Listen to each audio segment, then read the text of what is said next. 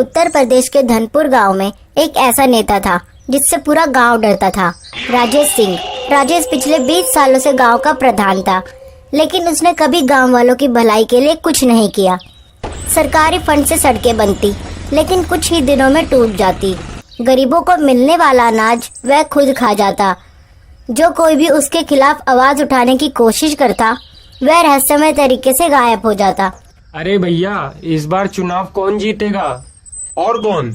इस बार भी राजेश ही जीतेगा, क्योंकि इसके खिलाफ खड़े होने की किसी की हिम्मत ही नहीं है। लोगों को लगने लगा था कि इस बार भी चुनाव में राजेश ही जीतेगा, क्योंकि जो भी उसके खिलाफ खड़ा होगा वह जिंदा नहीं बचेगा। चुनाव का समय नजदीक आ रहा था। गांव में कोई भी राजेश के खिलाफ चुनाव लड़ने की हिम्मत नहीं जुटा पा रहा था।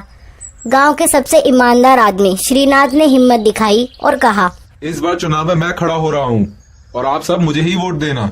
और श्रीनाथ ने प्रधान पद के लिए अपना नामांकन भरा। लेकिन अगले ही दिन श्रीनाथ का शव गांव के कुएं में मिला। लोगों ने देखा कि उस खून से लिखा था, राजेश के खिलाफ खड़ा होगा तो मरेगा। पूरा गांव सहम गया।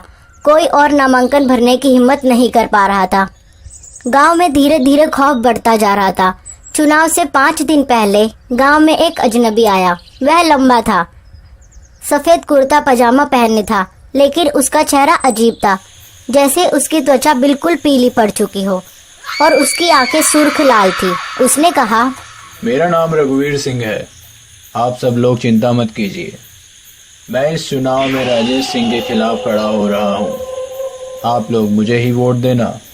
उसने ग्राम पंचायत के ऑफिस जाकर चुनाव के लिए अपना नामांकन पत्र जमा करा दिया। लोग हैरान रह गए। अब ये भी गायब हो जाएगा और इसकी लाश कल गांव में मिलेगी।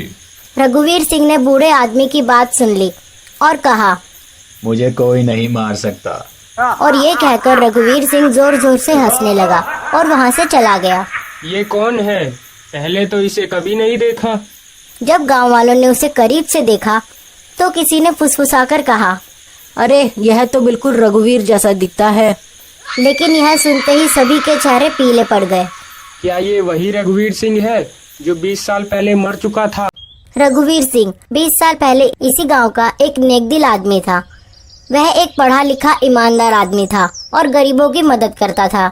लेकिन 20 साल पहले जब उसने राजेश सिंह के खिलाफ चुनाव लड़ने की कोशिश की थी, तो राजेश और उसके गुंडों ने उसे मारकर गांव के पुराने पीपल के पेड़ के नीचे दफना दिया था।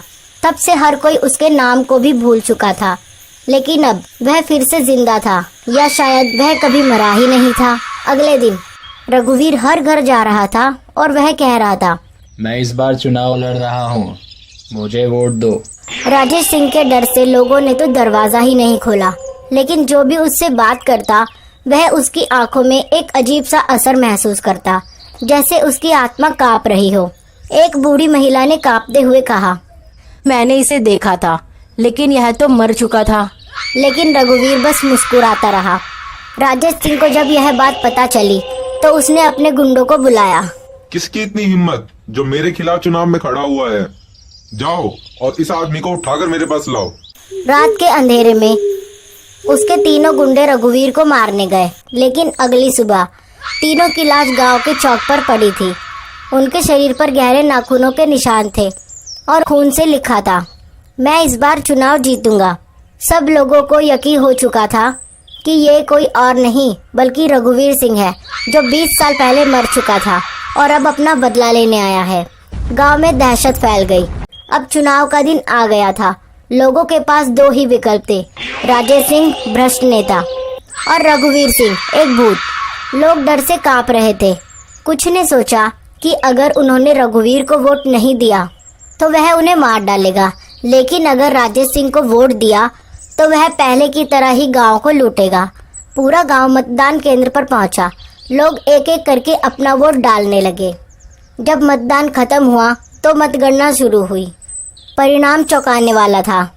रघुवीर सिंह को सबसे ज्यादा वोट मिले थे। जैसे ही परिणाम घोषित हुआ, पूरा गांव हिल गया। राजेश सिंह हार बर्दाश्त नहीं कर पाया और कहा, रघुवीर सिंह, मैं तुझे मार डालूंगा। रघुवीर सिंह जोर जोर से हंसने लगा और रघुवीर सिंह का शरीर हवा में उड़ने लगा। उसने राजेश सिंह की तरफ देखा और कहा, अब तेरा अंत आ गया है। राजेश सिंह भागने की कोशिश करने लगा। रघुवीर ने हवा में हाथ उठाया और एक भयानक चीख निकाली।